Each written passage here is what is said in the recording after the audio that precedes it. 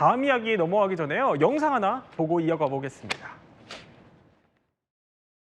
너 DP 해라. 네가 안 주는구나. 나들. DP가 뭔데? 탈영병 잡는 체포조라고 알고 있습니다. 너는 군인이냐 민간인이냐? 그러면 두 가지 종류가 있어. 뭔 짓을 할지 몰라서 알 수 없어서 무서운. 잡으러 가기 무서운. 자, 탈영병이 줄어서 도망간 군인을 잡는 군인. DP 보직마저 사라진 시대. 그런데요, 황당한 탈영 사건이 발생했습니다. 현역 군인이 휴가 중에 버젓이 비행기를 타고 해외로 도피한 겁니다. 아니, 얘기만 들어도 황당한데 서동미 변호사, 이게 무슨 얘기입니까? 네, 파주에서 복무를 하고 있던 상병 A씨가 예. 지난해 어깨 수술을 하기 위해서 휴가를 받고 국내 한 병원에 입원을 했습니다. 그런데 이후에 몰래 병원에서 빠져나오고 네. 곧바로 또 인천공항으로 가서 일본행 비행기에 탑승을 한 겁니다. 그렇게 출국을 하고 네. 100일 동안 일본에서 이제 도피 생활을 하다가 결국 현지에서 불법 체류 혐의로 경찰에 검거가 됐습니다. 현지에서? 네, 그렇습니다. 그리고 현지에서 2달 동안 예. 조사를 받은 뒤에 강제 추방이 됐고 현재는 우리 군에서 체포를 해서 조사를 진행하고 있는 상황입니다.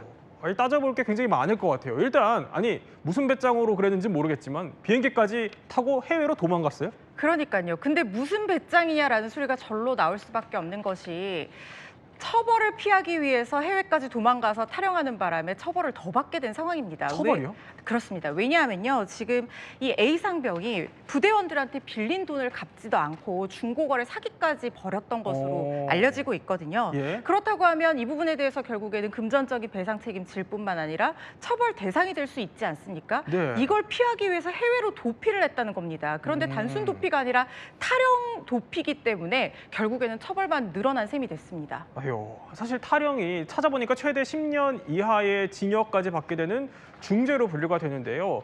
뭐 이리 처벌받으나 저리 처벌받으나 마찬가지라는 건지는 모르겠습니다만 당국이 이거 그러면 빠져나갈 동안 파악도 못했던 거예요. 그렇습니다. 이 빠져나간다는 표현이 바로 출국이거든요. 예. 보니까 군인에 대한 출국 과정에서 전혀 이렇게 필터링이 되지 못하고 있는 게 현실이라고 합니다.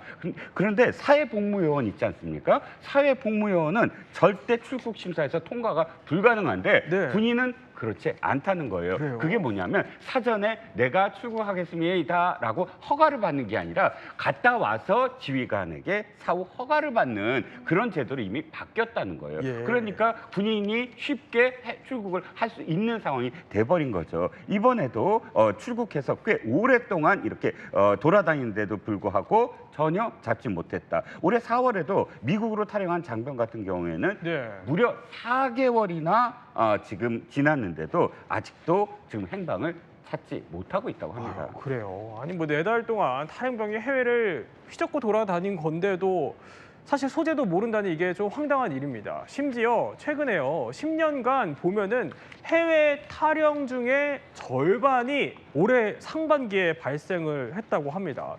아니 이러면 정말 대책이 없는 걸까요? 현재 우리 군의 군무 이탈에 대해서 법적 근거가 없습니다.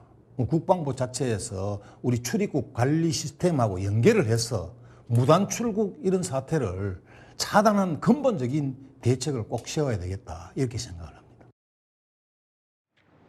뭔가 사실 뾰족한 수가 필요할 것 같기는 합니다. 그런데 다음에는 또 황당한 탈영 사례가 있어서 소개해드리려고 합니다. 아니 뭐냐면요.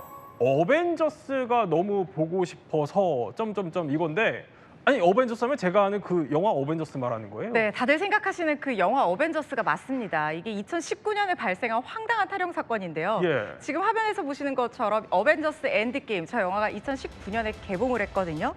그런데 서산의 공군 20 전투비행단 소속의 한 이병이 이걸 보려고 탈영을 했다는 겁니다. 그때 당시 군부대 동료 18명과 같이 서산으로 대민 봉사를 나갔는데 네. 이 이병이 한 달 전에 전입한 상태였는데 사라졌다는 거예요. 헌병대가 시내를 중심으로 행적 파악에 나섰는데 한 택시기사가 병사 한 명을 영화관에 내려줬다 이런 증언을 한 겁니다. 네. 시내 영화관에서 영화가 너무 보고 싶어서 영화를 보고 있던 이 이병의 행적을 확인을 했고요. 네. 심지어 이 헌병대가 영화 다 보고 끝나기까지 기다렸다가 나오는 이 이병을 붙잡았다는 거예요. 그래서 체포해서 부대로 복귀했다는 얘기인데 어벤져스는 지구를 구하는 영웅들 얘긴데 우리 사람들, 국민들 목숨을 보호해주고 지켜주는 군인이 이렇게 영화 네. 보려고 타령했다니까 참 아이러니합니다. 아니 뭐 영화 보려고 타령한다니 타령을 너무 가볍게 생각한 건 아닌가 싶기도 해요. 그래도 영화는 다 보게 해줬어요.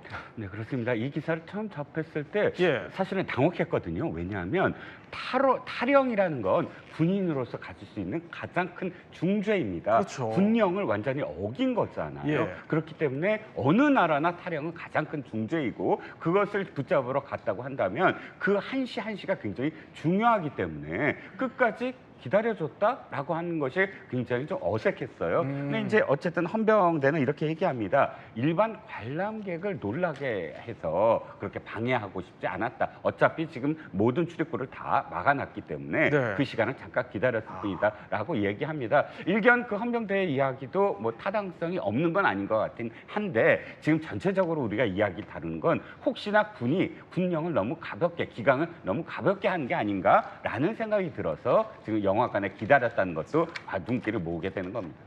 뭐 시대가 바뀌니까 사실 예상하기 힘든 사유들이 점점 생기는 것 같습니다. 그런데요, 찾아보니까 이런 것도 있습니다. 이번에는요, 아니 클럽을 가자고 사병을 꼬신 부사관, 이건 무슨 얘기입니까? 네, 저도 무척 황당한 그런 타령 사례가 아닌가 생각이 드는데요. 2018년에 있었던 일입니다.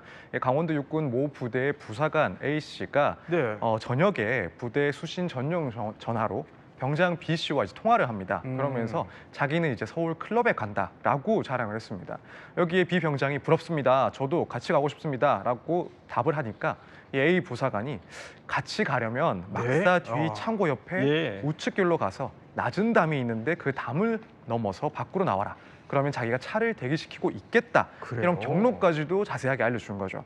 그날 밤 11시에 두 사람은 만나서 차를 타고 서울에 있는 클럽으로 갔고 새벽 6시까지 유흥을 즐긴 다음에 심지어는 이제 아침 식사까지 하고 11시간 만에 복귀를 했습니다. 이 부사관은 저녁 후에 민간인 신분으로 재판을 받아서 벌금형을 받았는데 뭐 일단 벌금이라는 그런 전과가 생긴 걸 봤을 땐 결국 뭐 상당히 값비싼 유흥비를 치른 상황이 아닌가 이렇게 생각이 됩니다. 하지만 뭐 대다수 장병들은 그래도 지금 이 시간에도 나라를 지킨다는 책임감으로 구슬땀 흘리고 있다는 사실을 기억해야 할 것 같습니다.